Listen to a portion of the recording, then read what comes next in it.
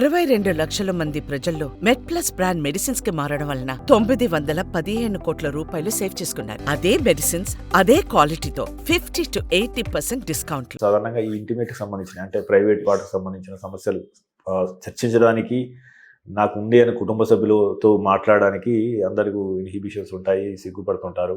ఇప్పుడు WHO recent study ప్రకారము అందరు మనం ఏమనుకున్నాం అంటే మగవాళ్ళే ఎక్కువ అవుట్ స్పోకెన్ ఉంటారు కాబట్టి వాళ్ళు తొందరగా డాక్టర్ దగ్గరికి వెళ్తారు అనుకుంటాం, కానీ అది అవాస్తవం. సో మగవాళ్ళే ఎజిటేట్ అవుతున్నారని చెప్పేసి వార్త తెలుస్తుంది. ఇలాంటి ఎజిటేట్ అయ్యే వారి విషయంలో, సమస్య ఉండి దాచిపెట్టే వారి విషయంలో అంటే మీరు ఎటువంటి సలహా ఇస్తారు? మీ దగ్గరికి ఎటువంటి ఏమైనా కేసులు వచ్చాయా? మీరు దీని నుంచి అవగాహన పెంచే ప్రయత్నం చేయండి. నాకు డైలీ చూసుకుంటే కనుక ఓపీలో కపుల్స్ వస్తుంటారు. ఎక్కువ మ్యారేజ్ అయిన కపుల్స్, యంగ్ కపుల్స్ వస్తుంటారు. పాపం అతనికి ముందు తెలియదు ఇట్లా ఫైమోసిస్ ఉంది, ఇంటర్కోర్స్ చేసినప్పుడు ఇబ్బంది అవుతుంది, పెయిన్ ఉండొచ్చు, లేకపోతే కట్ అయిపోవచ్చు, లేకుంటే బ్లీడింగ్ అవ్వచ్చు. ఈ అవగాహన లేని వాళ్ళు చాలామంది ఉన్నారు. అట్లా ఒక ఏజ్ గ్రూప్లో చూసుకుంటే కనుక ఒక 14-15 ఇయర్స్ లోపలైతేనేమో పేరెంట్స్ అకంపెనీ అవుతుంటారు. పిల్లోడు ఏం మాట్లాడు, వాళ్ళ మదర్ మాట్లాడుతుంటారు, లేదంటే వాళ్ళ ఫాదర్ మాట్లాడుతుంటాడు. పిల్లోడు కొంచెం హెజిటేట్ అవుతూ ఉంటాడు.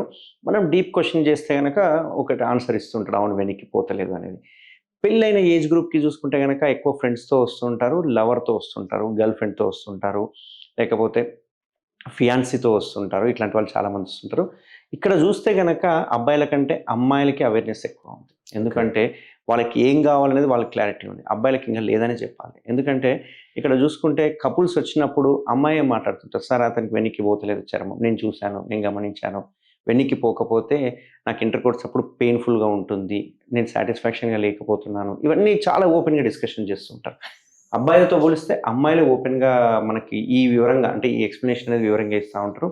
కొందరైతే వైఫ్ కూడా వాళ్ళు ఓపెన్గా మాట్లాడుతూ ఉంటారు. కొందరికి ఎరెక్టల్ డిస్ఫంక్షన్స్ వచ్చిన వాళ్ళైతే మాత్రం కంప్లీట్ వైఫే మాట్లాడుతుంటారు, అబ్బాయిలు ఏం మాట్లాడరు. కానీ ఇక్కడ ఏంటి అంటే మెయిన్గా ఇట్లాంటివి ఏమైనా పెళ్ళైన తర్వాత కనుక చూసుకుంటే కనుక చాలామందికి ఆన్సర్ చేయాల్సి వస్తుంది. కాబట్టి పెళ్ళికి ముందే కనుక అబ్జర్వ్ చేసి చర్మం వెనక్కిపోతుందా లేదా, లేకుంటే అటాచ్మెంట్ ఏదైతే ఫ్రెండ్ల ముందో టైట్ ఉందా లేదా, రేపు నాకేమైనా ఇబ్బంది అవుతుందా అనేది పెళ్ళికి ముందు డాక్టర్తో డిస్కస్ చేసి అది నార్మలా కాదా, నాకేమైనా ఫ్యూచర్లో ఇబ్బంది వస్తుందా. ఎందుకంటే ఈ సర్కంసిషన్ కానీ ఈ ఫైమోసిస్ అని ఒక డిజీజ్ కాదు, న్యాచురల్ మెథడ్ అది. ఆ న్యాచురల్గా వెనక్కి పోని వాళ్ళన్నిటిని మనం ఫైమోసిస్ అంటాం. సో ఇదేదో డిజీజు, దీనికి సర్జరీ కంపల్సరా, దీనికి వద్దా, దీనికి ఏ రకమైన సర్జరీ, అవన్నీ వేస్ట్.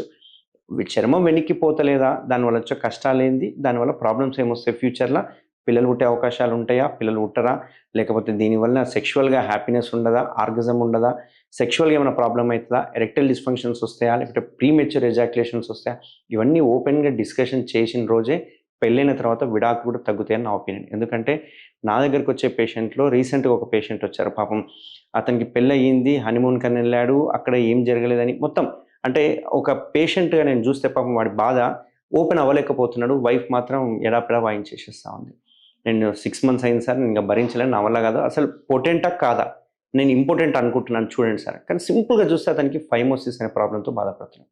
తనకి వెనికి చర్మం అనలేకపోతున్నాడు. అన్నప్పుడు పెయిన్ వస్తుంది. ఆ పెయిన్తో ఎక్కడ పెయిన్ వచ్చి ఏమైనా అవుతుందో భయంతో కలవడం బంద్ చేశాడు, దగ్గర కూడా పోవట్లేదు, ఇంటిమేట్ అవ్వలేకపోతున్నాడు. జస్ట్ సింపుల్గా నేను ఒక సర్కంసిషన్ సుంతి ఆపరేషన్ చేశాను, 1 month తర్వాత దే ఆర్ హ్యాపీ. అంటే ఒక చిన్న ఒక ఫైమోసిస్ని మనం బయటికి చెప్పుకోకపోవడం వల్ల చివరికి విడాకుల వరకు కూడా వెళ్ళిపోతుంది.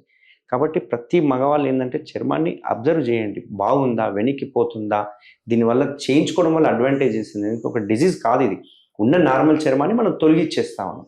అన్ని కంట్రీస్లో తొలగించుకుంటున్నాం, మన ఇండియాలో ఎందుకు పెట్టుకుంటున్నాం, దీనివల్ల క్యాన్సర్లు ఎందుకు వస్తున్నాయి. ఇప్పుడు మనం క్యాన్సర్ పర్సంటేజ్ చూసుకుంటే కనుక సర్కంసిషన్ చేసిన వాళ్ళకి క్యాన్సర్లు వచ్చే అవకాశం 90% లేవు.